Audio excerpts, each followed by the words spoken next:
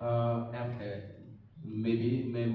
have to do with the changing world that we're living in nowadays.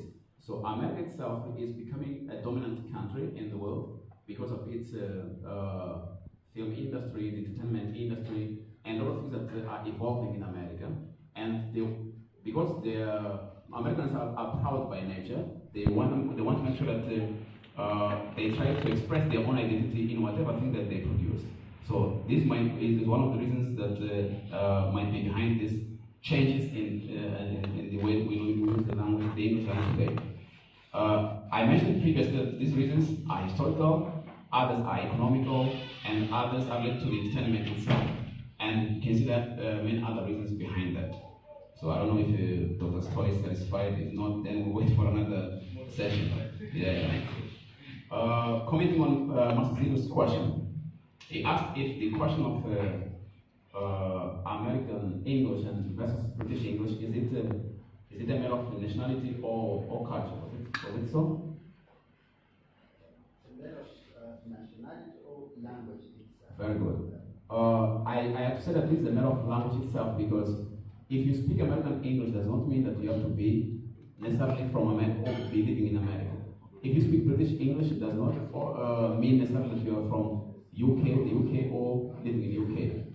That's why we have people living in England, living in Wales, living in Scotland, that depending on their age, they prefer more American English than to British English.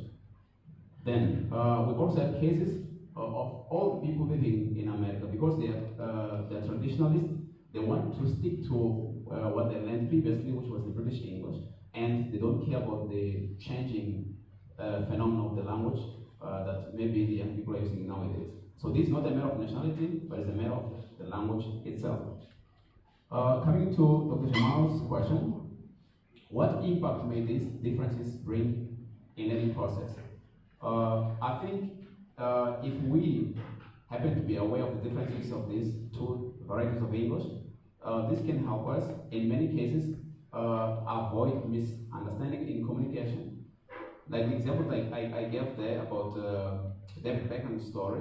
So consider that there was some miscommunication, but because they had these different varieties of English. So this happens at the level of the pronunciation. If you pronounce a word in one way, that for the others maybe might be pronounced in a different way, this might lead at some point to miscommunication, either as at the level of phonology or morphosyntax or semantics. So for us, if you are aware of these differences, can help us minimize miscommunication problems.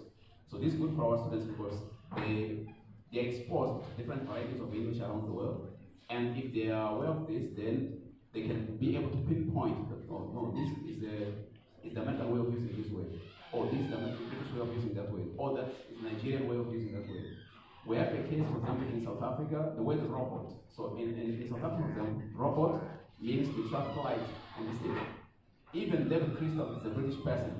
When he went to South Africa, he was very surprised and astonished when he had South African people for the first time using the word robot to refer to the traffic light.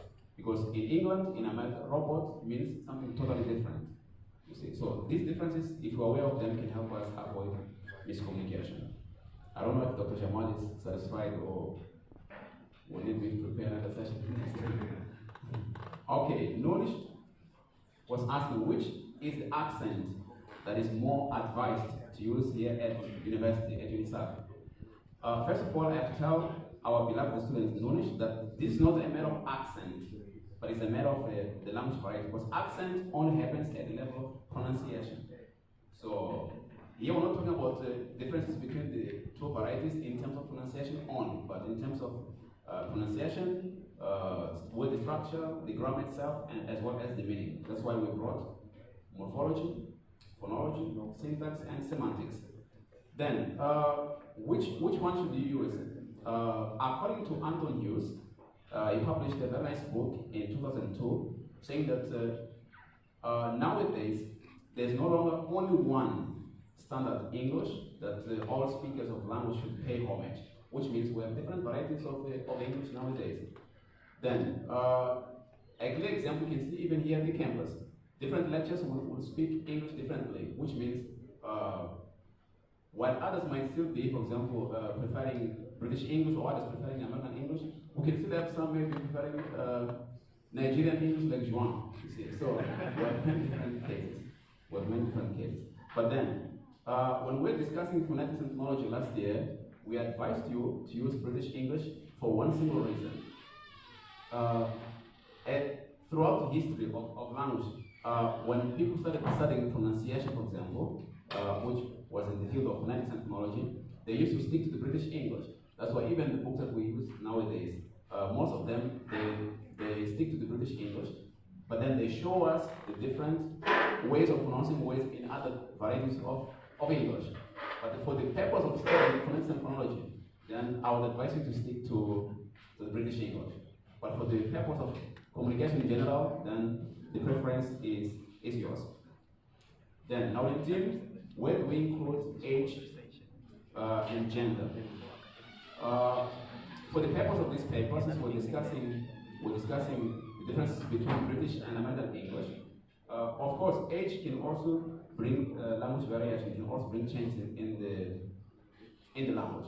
A prime example of that is in American English itself, because when we hear, for example, American English or we hear British English, we don't have to think that in America everyone speaks the same. That's not the case. People in California will speak differently from people from New York or from Chicago, for example. So another study that was conducted by one of the prominent sociolinguists known as William Labov, he conducted a study whereby he realized that many young people, for example, especially ladies in terms of gender, use more short forms than men. And old people tend to use full forms rather than short forms. So he said that we also have changes in terms of age as well as in terms of gender. Matthew, why British is considered standard? If you have what I said previously, according to Anton Hughes, there is no single variety that is considered standard that all the speakers of the world should pay homage. Nowadays, we have different standard varieties of English that each and every one is considered standard on its own right. If you go to America, American English is standard of the American people. If you go to Britain, British English is standard of the British people. If you go to Canada, Canadian English is standard of the Canadian people. The same happens when you go to Nigeria. Nigerian English is standard for the Nigerian people because language as well is an expression of identity. So people don't want to lose their identity. So that is as far as I can comment. If there's something that was left behind,